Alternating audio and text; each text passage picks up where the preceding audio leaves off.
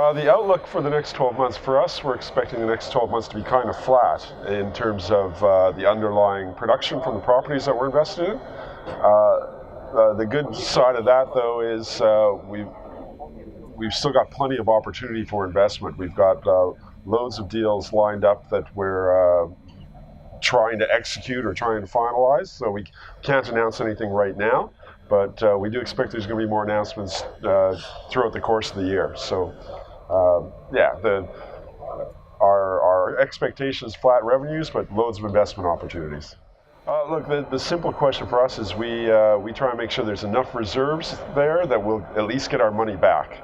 And from there, we just hope for more growth, more discovery, and hopefully a higher commodity price. And that's where we really make the money. So the reserves is just our base case scenario, and hopefully we get our cash back out of that. Other than that, well, every project has a whole bunch of risks, and we leave that to the operators.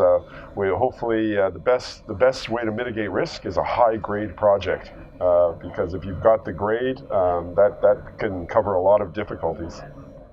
It's hard to get excited because things are kind of flat right now in terms of price. I think anybody outside the U.S. should be very happy with their pricing, so the producers should be making a lot of money, especially in Australia, for instance, where I am. But I always look at the gold price. For me, I guess my personal view is that gold performs at the best times and the worst times. It's a luxury good in some so when things are booming, gold does well. When things are terrible and people are scared, gold also performs well. We're in this sort of middle ground right now. Nobody's feeling really rich and that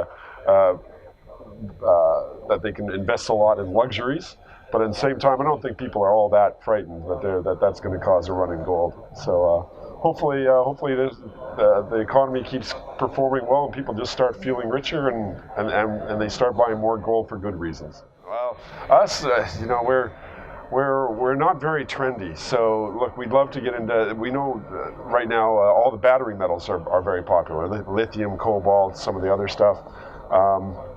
We'd love to get involved in that, but when the prices have taken off and there's lots of money flowing in, it's hard for us to find some value to invest there.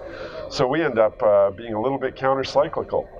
So, for instance, we've invested a lot of money in oil and gas in the past 18 months, and I don't think a lot of other people are putting a lot of money into oil and gas in the last 18 months. So that's what we like to think, that we buy on the downside, hopefully. My favorite event, it's the surprises. You come here, you've got the agenda, you've got the people you want to meet, and to a certain extent that's all predictable. But it's getting a large group of people together, and it's just the random surprising thing that pops up that you couldn't have predicted, and that's the funny thing. It's a pleasant surprise, and that's where the value comes from.